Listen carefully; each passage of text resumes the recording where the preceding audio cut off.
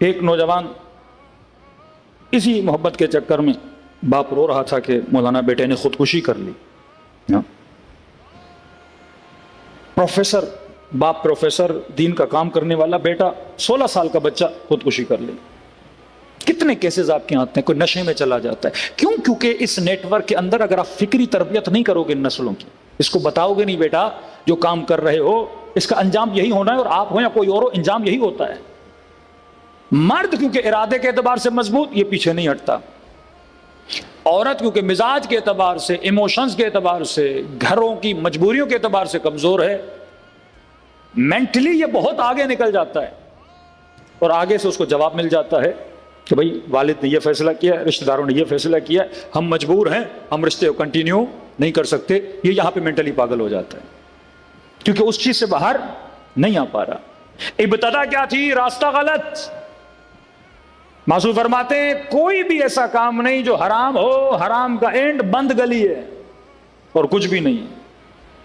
چیزوں کو حاصل کرو لیکن اپنے راستے سے حاصل کرو. وہ قوانین جو اہل بیت علیہ الصلوۃ والسلام نے بتائے ہیں، اس قانون کو اپناؤ گے، دنیا بھی خوش رہے گی، آخرت بھی خوش رہے گی. ڈپریشن سے بھی بچو گے، انزائٹی سے بھی بچو گے، مختلف بیماریوں سے بھی بچو گے جب تک ان چیزوں سے باہر نہیں نکلو گے. تو سماج کو جب تک یہ ٹریننگ نہ دی جائے، ایک حدیث ہے آپ کے چھٹے امام جعفر صادق علیہ الصلوۃ والسلام، حدیث جنود جہل اور جنود عقل. اس پہ میں نے 2 سال پہلے اشرح پڑھا ہے. عقل کے سپاہی اور جہالت کے سپاہی. خمینی صاحب نے اس پہ شرح لکھی، شرح جنود جہل و عقل. اگر جوان اس کا خلاصہ کر کے پڑھ لیں تو زندگی بڑی آسان. مولا فرماتے تمہارے اندر جہالت کے سپاہی بھی ہیں، عقل کے سپاہی بھی ہیں. پھر ایک ایک عقل کے سپاہی کا نام لیتے ہیں، ایک ایک جہالت کے سپاہی کا نام لیتے ہیں. جہالت کے سپاہی شیطان کے، عقل کے سپاہی رحمان کے. اب تمہارے اوپر کبھی جہالت کا سپاہی حاکم ہو جاتا ہے، کبھی عقل کا سپاہی حاکم ہو جاتا ہے. ہور کیوں بنا؟ کیونکہ عقل کے سپاہی نے اس کی مدد کی.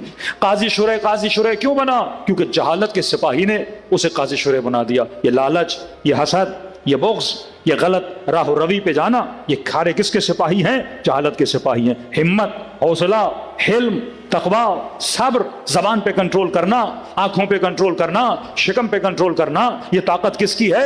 یہ عقل کے سپاہیوں کی طاقت ہے. روزہ آپ کو کیا سکھاتا ہے؟ 24 گھنٹہ جب روزہ رکھتے ہیں یہ سکھاتا ہے کہ اگر میں شکم پہ کنٹرول کر سکتا ہوں تو آنکھوں پہ بھی کنٹرول کر سکتا ہوں. اور روزہ آپ کے ول پاور کو مضبوط کرتا ہے. جس طرح آپ باڈی بلڈنگ کرتے ہو، ریپیٹڈلی ایک ڈمبل کو اٹھا کے ورزش کرتے ہو تو آپ کے مسلز بنتے ہیں. اسی طرح جب ریپیٹڈلی ایک کام کو کرتے ہو تو آپ کے برین کے اندر مسلز بنتے ہیں اور آپ کا ول پاور کیا ہوتا ہے؟ مضبوط ہوتا ہے. یزید کا مقابلہ وہی کر سکتا ہے جس کا ول پاور مضبوط ہو. اسرائیل کا مقابلہ وہی کر سکتا ہے جس کا ول پاور مضبوط ہو. المؤمن کا جبل الراسخ، مومن کی مثال ایک مضبوط ترین پہاڑ کی طرح ہے. کہ مولا نے پہاڑ کیوں کہا؟ کیونکہ پہاڑ 3 گنا زمین کے اندر ہوتا ہے، 1 گنا زمین کے باہر ہوتا ہے. تبھی دنیا کے زلزلے اس کو ہلا نہیں سکتے. اگر انٹرنلی تو مضبوط ہے تو باہر بھی مضبوط ہوگا، اگر انٹرنلی کمزور ہے تو باہر بھی کمزور ہوگا. تو مکتب اہل بیت آپ کے برین کو مضبوط کر دیتا ہے. یہ نیٹ ورک آپ کے وجود میں اتحاد، محبت، علم اور تقویٰ کو پیدا کرتا ہے اور آپ کو صحیح راستہ دکھاتا ہے.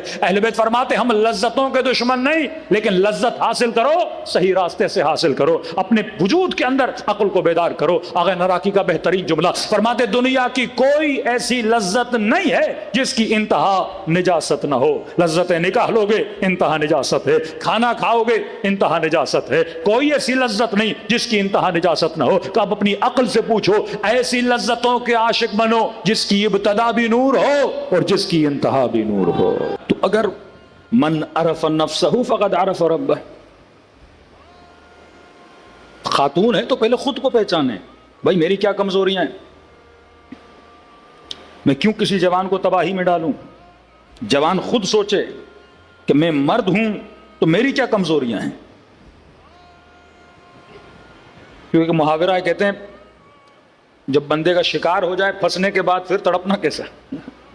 مچھلی ہے نا، پانی سے نکال تو جال میں، اب کتنا بھی تڑپے کوئی فائدہ نہیں، پھر تڑپنا ہی ہے. کوشش کرو کہ جال میں پھنسو ہی نہ. عقل مند بندہ جال میں پھنستا ہی نہیں. بیوقوف آدمی جال میں پھنس گئے، اب مولانا کوئی دعا بتائیے، کوئی بنگالی بابا بتائیے، کوئی تعویذ بتائیے، کوئی کالا جادو بتائیے، ان چکروں پڑو کہ چیزیں تمہیں حاصل ہونے والی نہیں ہے۔ ابتدا میں بنیاد غلط۔ ایک تو یہ غلط دوستیاں، غلط محبتیں۔ محبت ایک نیچرل چیز ہے جو خدا نے ہر انسان کو دی ہے، ہارمونک چینجز انسان کے باڈیز میں آتے ہیں، لیکن یہ کس کے انڈر کام کرے؟ عقل کے انڈر۔ معاشرے میں رہبر